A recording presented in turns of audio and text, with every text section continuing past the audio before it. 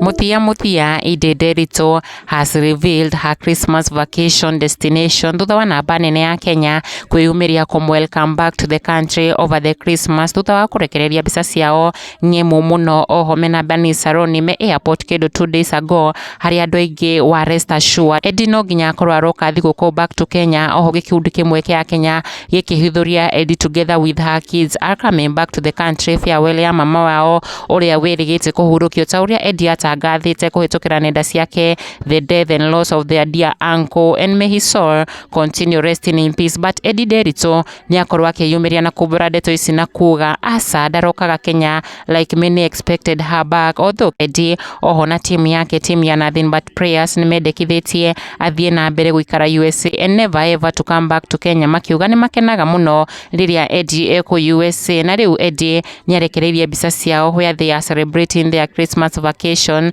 na guku ni mwena wa Orlando City mwena wa Florida oku USA. Na kwetukira mutambo wake wa Facebook Edday niaugite feeling incredibly grateful for the unforgettable memories we created today at Universal Studios, na gucoka kurumireria mbica ng'emu muno me hamwe na twana twake me ku Universal Studio Park Florida enjoying their Christmas. Mashabiki make makiyumirio nao makenete muno thutha wa kuona Edday is not yet back to Kenya. Matongorio ni Mweni Jackson akiuga some we thought you are coming to Kenya, we could wonder what you are for, yet everything is there with you. We are happy seeing you there growing and glowing day in out. Merry Christmas and Happy New Year. Onake Wabui ese akiuga wa kuna comments niliona wanawake wakisema she's lonely, amerudi, nilisikia vibaya, if angerudi, keep going on girl, you are doing fine and no turning back.